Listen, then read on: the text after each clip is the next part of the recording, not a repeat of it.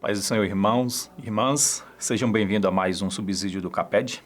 Nós hoje vamos gravar a 11ª aula. Estamos chegando ao fim da nossa revista, né? Que trata do assunto Família, um projeto de Deus. Essa é a missão nossa, que no final, na 13ª aula, nós possamos ter uma clareza melhor ao longo desse trimestre que está se passando, sobre a importância da família e que a família ela não é um construto social, como muitos defendem, a antropologia e algumas ideologias, mas sim que família é um projeto de Deus. Portanto, nós vamos falar hoje sobre os perigos das casas divididas. Esse é o texto da nossa lição, os perigos de casas divididas. A nossa lição bíblica ela se encontra no Salmo 127, um salmo bem conhecido. Portanto, vai ser fácil de ser aplicado nessa aula e que fala sobre a questão dos filhos, que são herança do Senhor, né? Então, para nós começarmos, como sempre a gente deixa o último tópico, que é o quarto tópico, essa revista toda foi dividida em 4 tópicos, a gente deixa o último tópico para tratar do assunto da leitura oficial. Então, partindo para esse princípio, nós vamos falar sobre os conflitos familiares e a desconstrução da família. Primeira coisa que nós precisamos entender é que conflitos, e quando digo conflitos no âmbito da família, ele sempre existiu. Desde a família no pós-Éden até os dias de hoje, passando pelo período dos patriarcas, a monarquia, a época de Jesus, e sempre houve conflitos familiares, mas nós precisamos entender as naturezas desses conflitos, que mudam com o tempo, né? Hoje os motivos dos conflitos familiares não são os mesmos de antigamente, tá? Então, sempre foi assim. No entanto, a maioria dos conflitos, né, naquela época, eles eram oriundos do nosso próprio orgulho, da nossa própria vaidade. Tá? Então era voltado mais para as ações do dia a dia, os interesses do dia a dia. Então, esses conflitos, vamos dizer assim, eles eram mais caseiros, eles eram mais domésticos. A influência, e aí nós estamos falando aí dentro do povo de Deus, tá bom? Não estamos falando no geral, da humanidade no geral, mas dentro do povo de Deus, os conflitos eles eram mais de interesses caseiros mesmo, tá? A influência do mundo, das distrações das coisas que tinha no mundo para dentro da família para gerar conflito, eles geralmente vinham de idolatrias. O povo se desviava de Deus, se desviava da palavra de Deus e gerava conflito, a nação era destruída e assim por diante, ia para o cativeiro, né? Então, conflitos familiares sempre existiram. Talvez o grande fator de mudança que a gente pode perceber hoje aí, o que mudou então com tudo isso, né? O que mudou para os tempos de hoje, para a nossa chamada era pós-moderna? O que mudou hoje, talvez aí, que deu uma contribuição grande, tem vários fatores, mas eu creio que o que deu uma contribuição maior para isso aí foi 2 grandes eventos na história da humanidade, tá? O primeiro, a globalização, porque uma vez que a globalização ela começa, então já não se há mais a fronteira entre uma nação e outra, ela se torna algo meramente, vamos dizer assim, ela se torna algo, não dá para ser palpável, apesar das fronteiras continuarem e tal, seus países, cada um defende sua soberania, claro que tem suas fronteiras, mas ela se tornou uma espécie de virtual, porque hoje eu posso falar com pessoas de qualquer parte do mundo, sem necessariamente eu precisar sair da minha casa. Então, hoje em dia, o contato das culturas umas com as outras é constante. Então, a nação brasileira, por exemplo, pode adquirir um hábito, um costume, né, que for por um tempo, tá? Nem que for por um tempo, aliás, como essas modinhas que surgem, né? E volta e meia surgem umas modinhas, uma influência de uma outra nação, de outros povos, de outras culturas e assim por diante. Não só pode ficar por um pouco tempo, mas ela pode ser totalmente absorvida e fazer parte. Então, hoje em dia, para mim influenciar uma outra nação, eu não preciso mais ir lá. Né? Não preciso pegar as literaturas, todo o conteúdo intelectual de uma nação, transportar para outra, ter o trabalho de fazer a questão do idioma, né, de traduzir para outra para mim conseguir influenciar. Hoje em dia não, basta ligar a TV, entrar na internet e você já está conectado com o mundo. Então a globalização ela facilitou muito isso aí, tá? o contato entre as nações. E a globalização é um fenômeno que surgiu mais ou menos lá por volta do século XV, século XVI, já começou, mas ela se tornou bem presente com o segundo fenômeno, tá? Que contribuiu muito com essa questão da influência de nações para outras nações, que é, como nós já introduzimos aqui, a questão da internet. O advento da internet selou essa globalização. Seria muito difícil uma globalização sem internet, tá?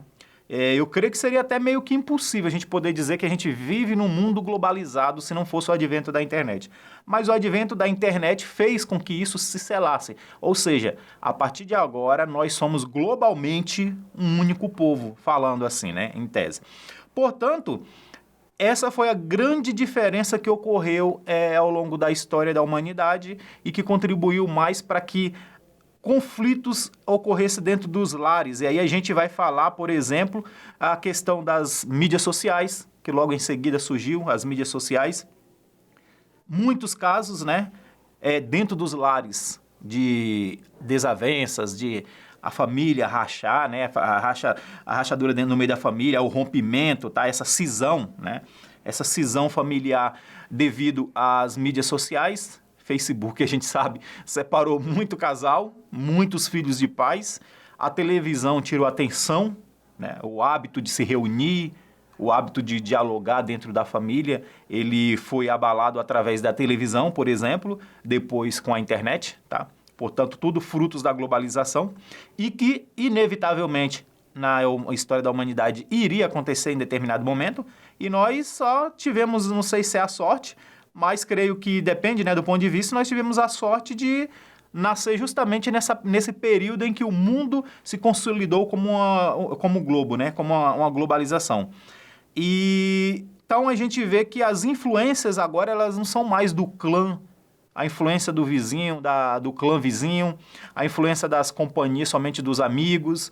Não adianta mais, então, por exemplo, falar, olha, você não vai na casa de fulano, para a criança, né? Você não vai na casa de fulano, para o jovem, não ter amizade com certos tipos de pessoas, porque a coisa já está na palma da mão dele, né? Tá de alguns cliques ou a rolagem ali da tela, ele consegue interagir com pessoas de diversas opiniões e diversas espécies de caráter, né?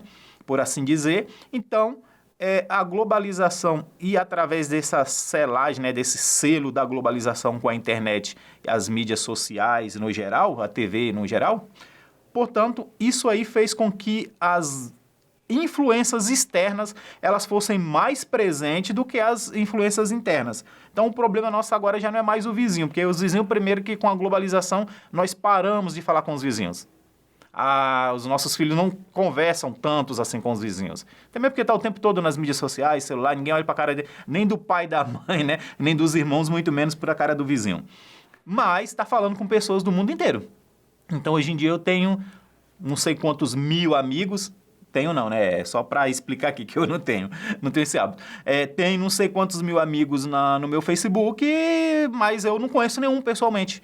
Se falar para você assim, então, mas me apresenta amanhã um amigo seu, provavelmente essas pessoas que têm milhares de amigos nas redes sociais, ele não tem. Então, as amizades se tornaram virtual. O mundo virtual, né? E chegou para ficar. Inclusive as mídias voltadas para essa construção do mundo virtual aí que nós temos hoje em dia.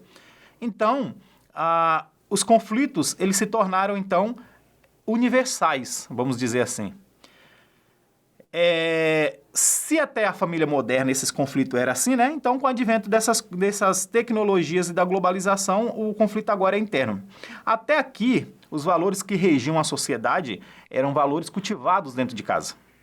A ética, a moral era passada de família.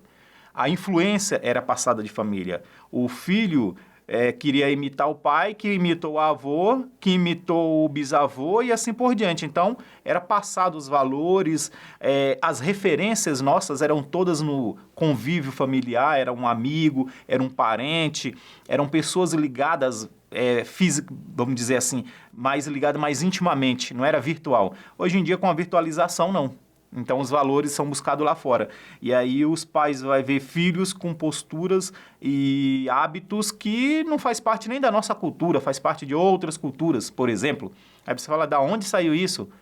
Globalização, ou seja, das mídias sociais, tá? Então, o fluxo mudou. O sistema social não só rejeita, hoje em dia, e, consequentemente, o sistema social não só rejeita esses valores desenvolvidos, né, e cultivados na célula máter ao longo da nossa história da humanidade, como ele exige que a família adote seus hábitos e costumes e valores. Portanto, uma nova era, um novo homem, aquela ideia que nós tratamos em aulas passadas, da ideia do Nietzsche, né, do Übermensch, né, aí traduzido mais para o Superman, o super-homem, né, o novo homem, esse novo homem que o Nietzsche ele protagonizou, né, que ele pensou, né, que ele mentalizou. Então, esse novo homem mentalizado por Nietzsche, ele é buscado a todos os custos nos tempos de hoje.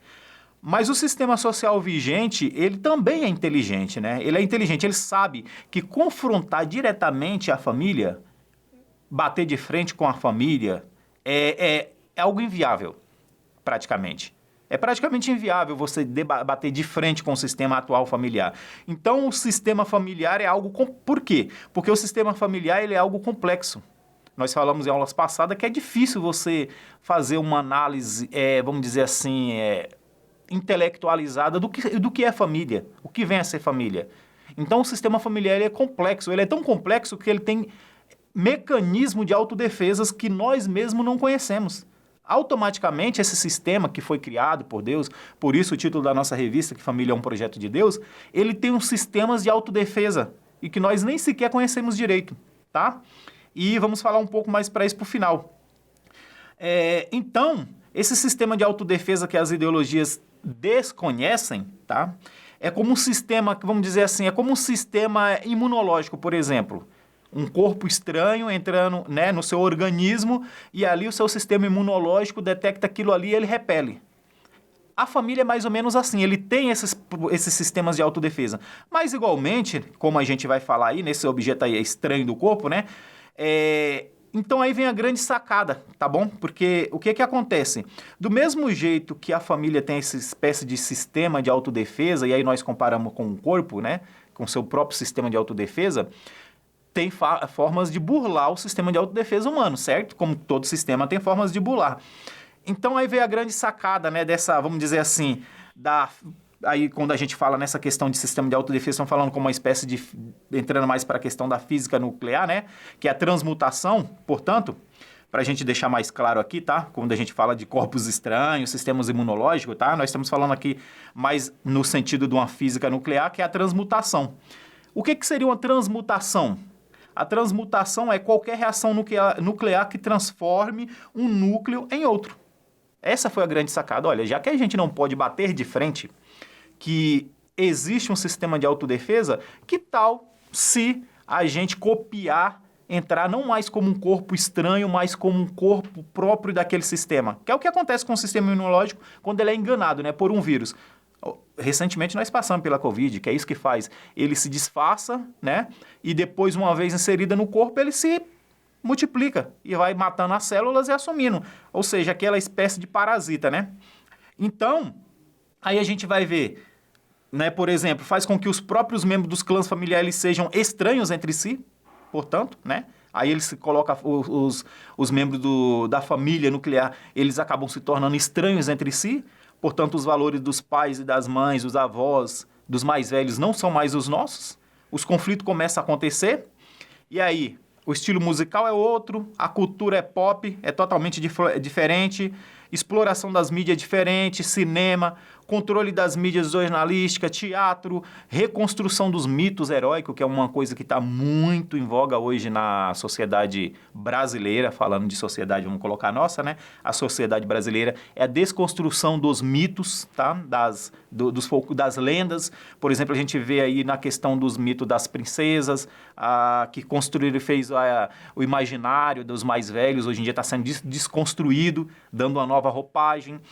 Falamos lá atrás, em aulas passadas, sobre a questão do fim do mito do herói, que está surgindo, o mito do anti-herói. Hoje em dia a moda é o anti-herói, não é mais herói. E a gente fica olhando para essas coisas e parece coisa boba, né?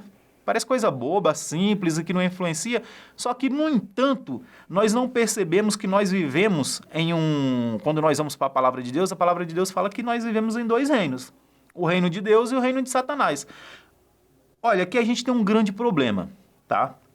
Que a gente tem um grande problema quando a gente vai falar de reino de Deus e reino de Satanás. Por quê? A impressão que dá é que, assim, na mente do crente, não existe nem o reino de Deus, nem o reino de Satanás. Deus só está aí para servir na hora do meu grito de socorro, né? Que não der mais, eu não alcançar mais, não é mais possível, né? Inclusive, nas pregações a gente até coloca, muitas se coloca dessa posição. Quando não se dá mais para você, onde seus braços não alcançam, aí você grita a Deus. Então, Deus está mais para te servir, é um serviçal seu. Satanás parece que Deus entregou o reino na mão dele e ele não soube muito o que fazer também. Então, tá boiando, tá por aí, tá perdido. Não sabe nem o que fazer com o reino dele. Então, não tem influência de Deus e não tem influência de Satanás. Criamos um mundo paralelo que é o mundo dos homens. Essa é a grande fantasia, né? Tem um mundo dos homens, tá?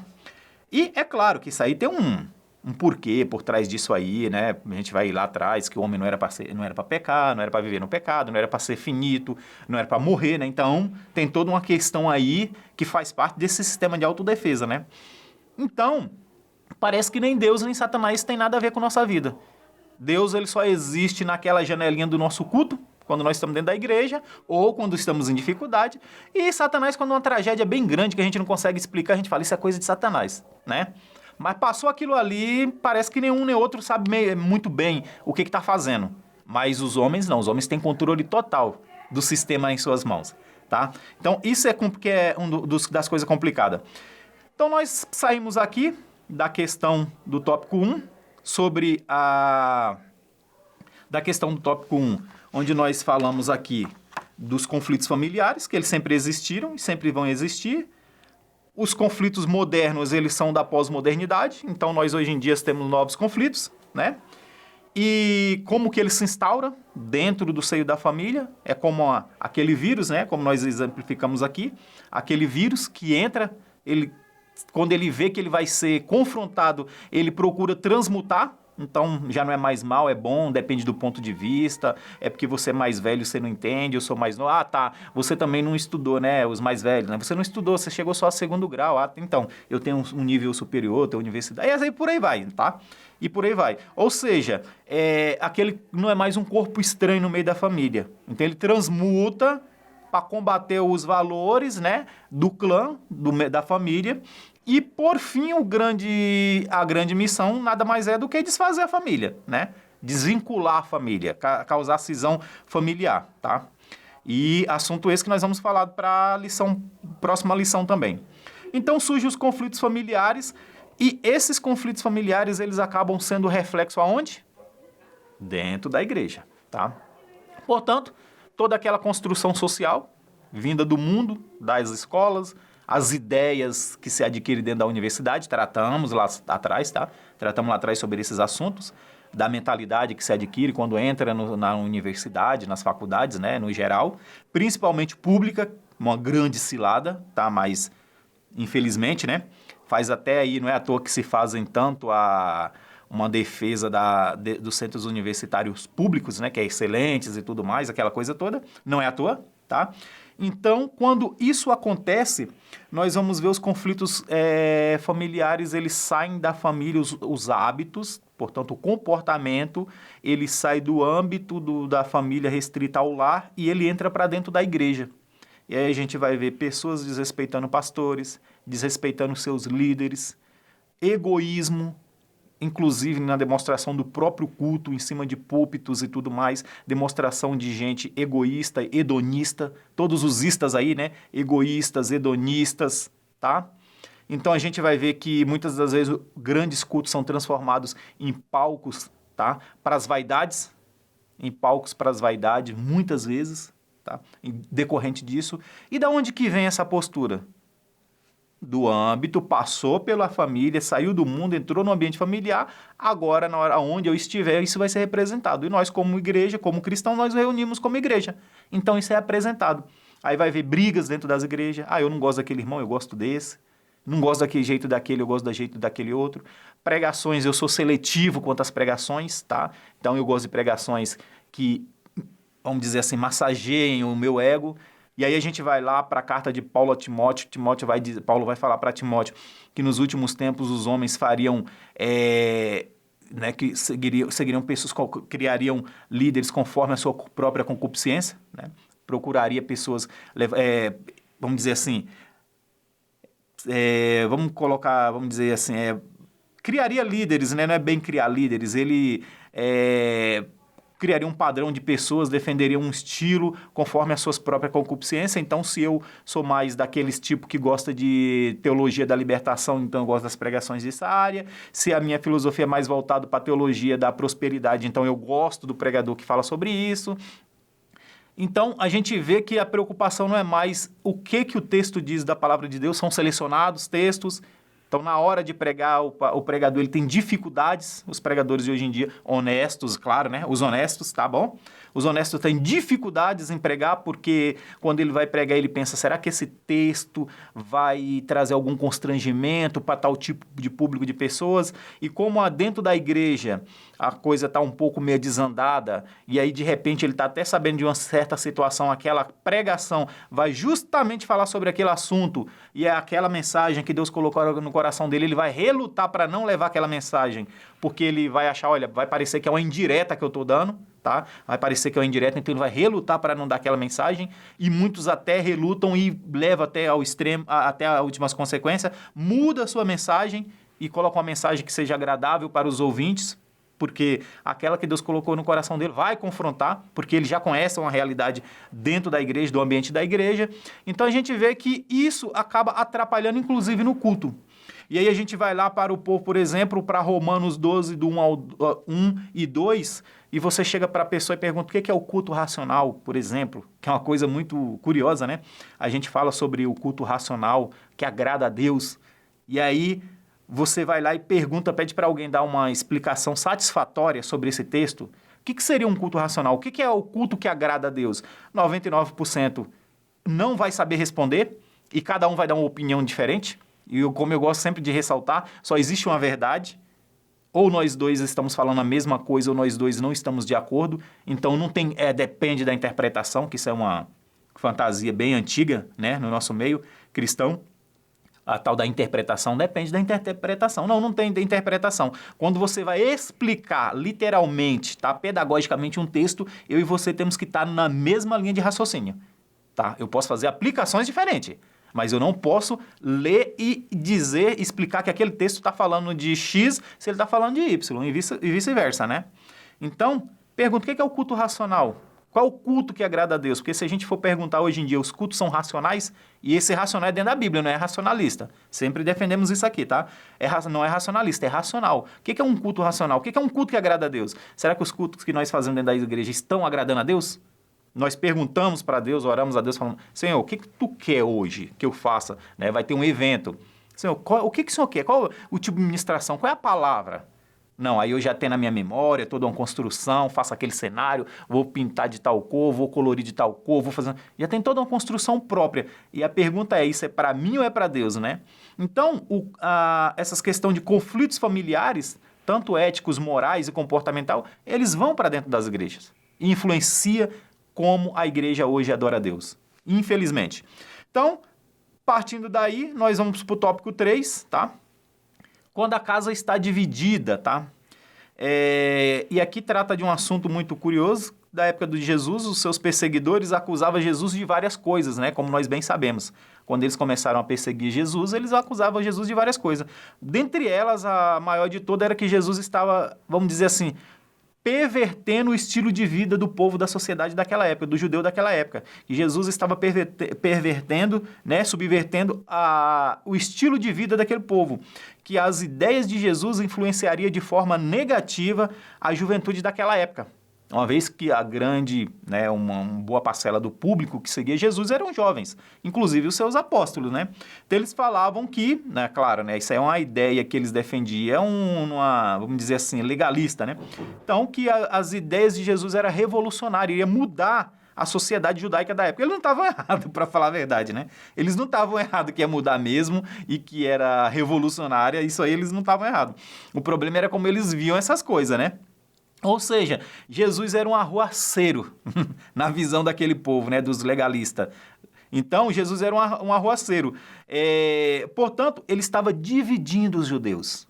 As ideias dele confrontavam a Torá. Por incrível que pareça, ele fazia tudo para mostrar a verdadeira revelação da palavra de Deus, da Torá, né, que eles tinham em mente e defendiam tanto, mas, curiosamente, eles viam aquilo como uma subversão. Opa, tá mudando aí o contexto, tá?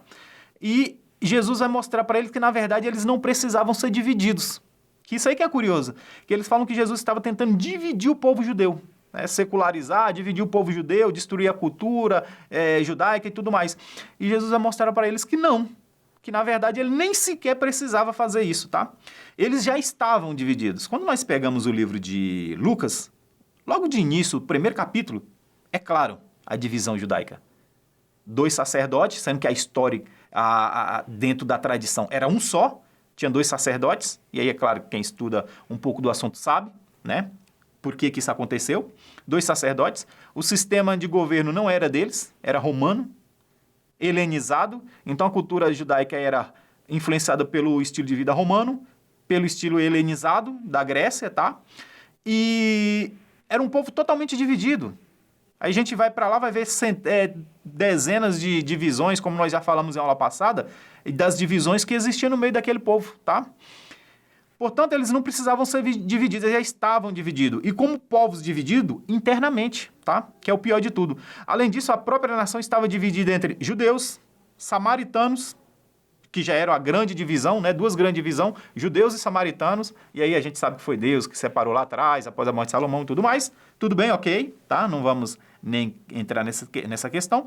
Mas já estavam separados, já houve uma primeira grande cisma entre eles, um grande cisma, uma grande cisão entre eles, que era separação entre judeus e samaritanos.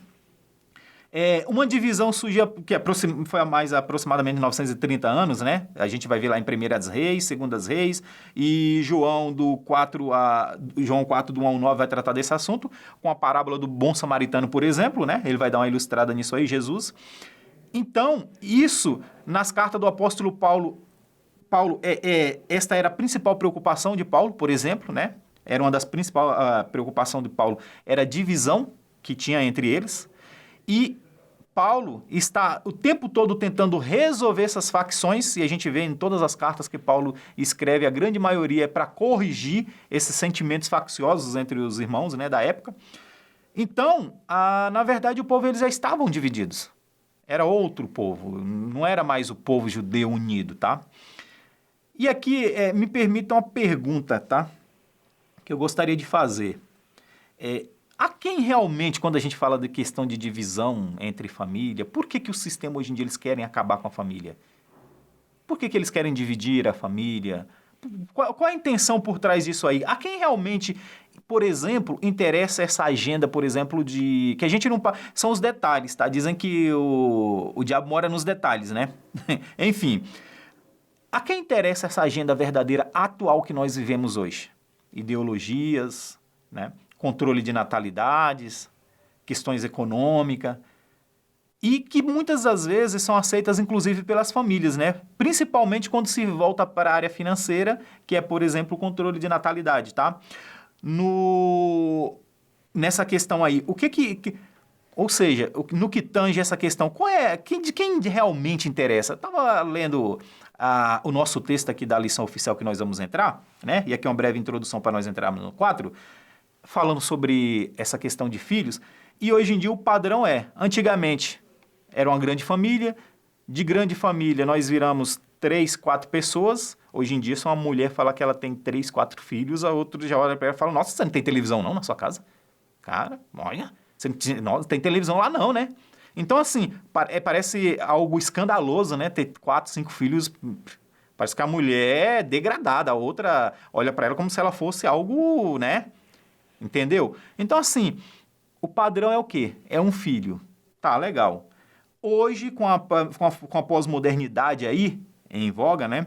Já não é nem mais ter um filho. Como nós já debatemos em aulas passadas, é as mãe pets, né? Então, uma família que tem uma mentalidade mais desenvolvida não é a que tem filhos, é a que tem bicho, né? Que tem um cachorro, tem gatos, né? Aí a gente olhando para esse cenário todo, aí a gente vai analisar questões lá atrás. Como que surgiu a pílula anticoncepcional, o preservativo, o uso do marketing para reduzir o tamanho de família. E aí a gente vê toda uma propaganda dizendo que o alimento no mundo, que a comida no mundo vai durar X período, que vai acabar, toda aquela coisa toda, né, dizendo que a comida sobre a terra vai acabar, sendo que 1/3 de toda a produção que nós fazemos, que toda a nossa produção é jogada no lixo e que daria para alimentar o continente africano inteiro. Só o que o Brasil joga no lixo de desperdício alimentar daria para alimentar a África. Aí a pergunta é, será que vai acabar mesmo? A quem interessa todas essas construções narrativas para chegar num ponto onde a família foi reduzida a um casal, se unir e adotar um cachorro ao invés de ter um filho? A quem realmente interessa? A gente também precisa pensar nessas coisas, né? Só que parece que nós estamos tão encantados com o presente século, como dizia Paulo, que a gente não para raciocinar nesses termos. E quando alguém tenta entrar nesses assuntos, é algo estranho, tá? É algo estranho. Eu sei que tem também, né? Não vamos negar que tem toda uma questão aí de controle familiar, gestão familiar e tudo mais, mas fala a verdade, a quem realmente interessa? Olha, eu defendo o seguinte, tá? Não eu defendo, que isso aí não é ideia minha, mas pesquisas e tudo mais, ouvindo algumas opiniões. Existe sim, e olha, detalhe, secularizados, tá? Não são cristãos, não. Cristão hoje em dia está mais preocupado com a sua bênção, não querem saber muito dessas coisas. Mas existe um sistema por trás para reduzir a família naturalmente, para acabar com a família. Como que eu vou acabar com esse sistema que ele é complexo e com um mecanismo de autodefesa? A redução familiar para um casal e um pet não seria isso? Como que eu vou continuar? Qual é a genealogia? Onde vai ter genealogia? A árvore genealógica hoje em dia parece até uma coisa bem antiga, né? Por quê? Não se vai ter mais árvore genealógica. Com quem? Com o cachorro? Vai continuar sua árvore genealógica? A quem realmente interessa isso? Aí a gente viu aí o coronavírus dizimar não sei quanto % da população mundial. Será que ninguém tem interesse nessas coisas mesmo? Aí eu volto naquela questão. Parece que Deus, ele não quer nada a ver com esse mundo e Satanás está perdido. Ele também não sabe muito bem o que fazer com essa coisa. Então, quando a gente fala de sistema, né, que esse sistema pertence ao inimigo, e Jesus vai deixar bem claro, olha, esse reino não é meu, esse reino não é meu, ele deixa claro de quem que é o reino, será que ele não trabalha nesse reino, ele não faz nada, ele não tem influência nenhuma? Existe realmente um sistema paralelo, o mundo dos homens, o sistema dos homens? Existem 3 sistemas, o de Deus, o de Satanás e o dos homens? Será que é assim mesmo? Tá aí uma coisa que a gente precisa parar para pensar, né? Então, nós entramos aqui no poder da família no Salmo 127 e o 128. É interessante aqui que esses salmos é atribuído a Salomão, tá? E porque uma das questões, algumas bíblias já vêm, né, colocando que é Salmos de Salomão e tudo mais, e uma das coisas é o próprio estilo dos Salmos, tá? O versículo 2, por exemplo, diz assim, será inútil, pega um, né? Se não for o Senhor que o construtor da casa, será inútil trabalhar na construção. Se não é o Senhor que vigia a cidade, será inútil a sentinela montar guarda. Será inútil levantar-se cedo e dormir tarde, trabalhando arduamente por alimento. O Senhor concede o sono àqueles a quem amam, tá? O Senhor concede sono àqueles a quem amam. A tradução dessa palavra aqui no hebraico, daqueles a quem ama, a maioria das Bíblias traz ao seu amado, tá? Ao seu amado. E esse, inclusive, é uma referência ao nome do próprio Salomão, né? Que o nome original de Salomão não é Salomão, né? É Gedidias. E Gedidias significava amado do Senhor. Então ele vai falar, o Senhor concede sono ao seu amado, ao seu Gedidias, tá? Isso é uma curiosidade desses salmos. E aqui nós vamos falar rapidamente de 3 tópicos aqui, de 4 tópicos, para nós encerrarmos essa aula, sobre esses salmos. A primeira coisa que fica aqui, claro, é que filhos não são um fardo para a casa, não são um fardo para o casal. Filhos não é fardo. Filhos são bênção da parte de Deus para a constituição familiar. Tá? Presta bem atenção. É bênção da parte de Deus para a constituição familiar. Quando a gente vai pegar a história da esterilidade dentro da Bíblia, e aí a gente tem grandes nomes como Ana, a esposa de Eucana, Sara, a esposa de Abraão, Rebeca, a esposa de Isaac, né? Então a gente pega tudo isso aí, essas histórias, a gente vai ver que a esterilidade, inclusive para a sociedade daquela época, era vista como Deus não se agradou daquela pessoa, ele não favoreceu, porque ter filhos era uma dádiva de Deus.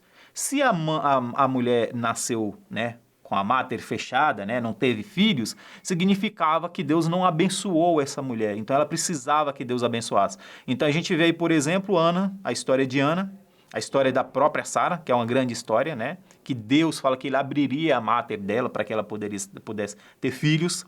E a gente vai ver, inclusive, na idade avançada que Sara teve filhos. Então, era visto como uma espécie, vamos dizer assim, até de maldição. A mulher entendia que ela nasceu amaldiçoada por ela não conseguir ter filhos. Porque não é natural. O natural do ser humano é se reproduzir. Então, se nasce para não cumprir o seu papel natural, que é de autorreprodução, ela fala, para que eu sirvo então? Né? Qual é a minha função? Por quê? As mulheres viam isso com bons olhos, que era importante. Ela, afinal de contas, é ela a grande responsável pela propagação da família, da árvore genealógica, ampliação da árvore genealógica. Então, quando ela dava filhos para o seu esposo, ela ficava feliz, que ela cumpriu com o seu propósito na Terra, tá? E hoje em dia a gente vê que tem todo um marketing em torno aí para você deixar de ter filhos e adotar um cachorro, né? Então, em todos esses casos, era visto como se Deus não tivesse abençoado, tá? Então, esse é o primeiro tópico. Então, o versículo 3 diz assim, os filhos são a herança do Senhor, uma recompensa que ele dá. Essa é a mentalidade de um judeu da época, né? É a mentalidade do escritor dos Salmos. Ele fala assim, olha, os filhos são o quê? Herança do Senhor.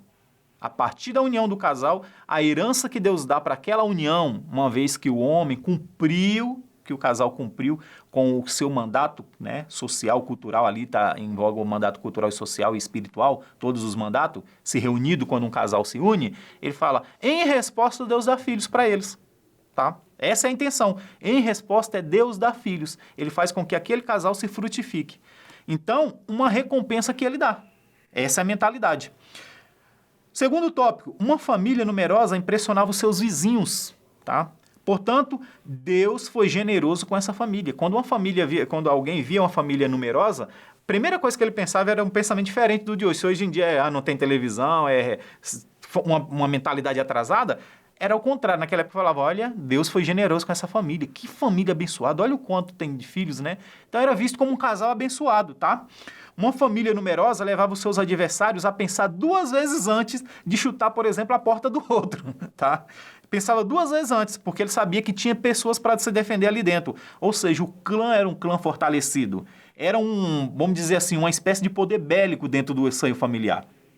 Então, o versículo 4 vai dizer, como flecha nas mãos do guerreiro são os filhos nascidos na juventude. Flechas na mão do guerreiro. Aqui a gente tem que ter cuidado com a palavra guerreiro, porque dentro da Bíblia, quando se fala de valente, geralmente tem uma conotação ruim, tá? Valentes. Por exemplo, quando vai falar do criador lá da Babilônia, né? Da Torre de Babel, né? Do grande monarca da época, né? Então, quando vai falar de Nimrod, vai falar que ele era valente. Isso é uma conotação negativa. É um guerreiro valente, mas tinha uma conotação negativa. Aqui não, é uma conotação boa, tá? Então, vai falar que são como flechas na mão do guerreiro. Ou seja, de alguém forte, habilidoso e que sabe usar essa ferramenta. Terceiro tópico. Esse homem, essa família, esse clã, esse feliz, então vai dizer que é feliz, né? Esse feliz é o mesmo termo utilizado para que a gente vê em algumas passagens quando diz bem-aventurado. É a mesma palavra, tá? Portanto, eram bem-aventurados essas pessoas. E bem-aventurado é mais do que alguém que está rindo à toa, né? Por algum motivo. É feliz, é aquela felicidade verdadeira. Bem-aventurado, inclusive, tem o sentido de abençoado. Alguém que recebeu uma bênção muito grande e por isso ele está tão feliz. Então fala que ele era bem-aventurado, essa pessoa. E aí o versículo 5 vai dizer, a parte A diz assim, ó, Como é feliz o homem cuja aljava está cheia deles, ou seja, sua aljava está cheia de flechas, está cheia de filhos, tá? Não será humilhado quando enfrentar os seus inimigos no tribunal. Olha só que poder que tinha a construção familiar, né? Então, o quarto tópico, essa família, herança do Senhor, com filhos fartos e unidos como flecha dentro de uma aljava e das mãos de um guerreiro, é uma família vitoriosa. É isso que o Salmo está falando, que essa família é a família vitoriosa.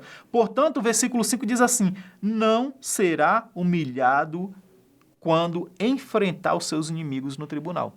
Falou, é uma família unida, onde há união, uma família numerosa e unida, ela inclusive tem poder para enfrentar as ideologias, o sistema, e não será envergonhado quando algum tipo de coisa, ou mal, ou um sistema, ou uma ideologia se levantar contra ela para se destruir ela não será envergonhada. Por quê?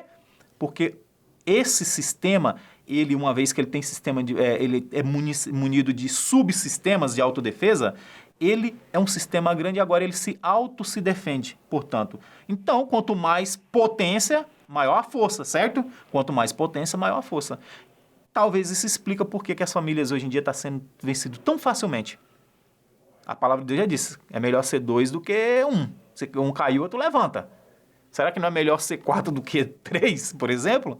Né? Então tem uma questão aí de potência, que nós não vamos falar sobre isso aqui, equivalência de potência, né? Mas é tratado aqui nesses salmos como uma potência. Uma família numerosa e unida, ela é uma potência, e aí a gente pode colocar até uma potência bélica, ela tem poder. Se antigamente era uma potência bélica para enfrentar os clãs adversários, hoje em dia é para enfrentar o sistema vigente e que tenta destruir a família. Portanto, essa é a lição de número 11, espero que tenha contribuído aí com o subsídio para os irmãos e as irmãs aplicar na sua aula, e sendo assim, agradeço a Deus pela oportunidade e nos vemos na próxima aula.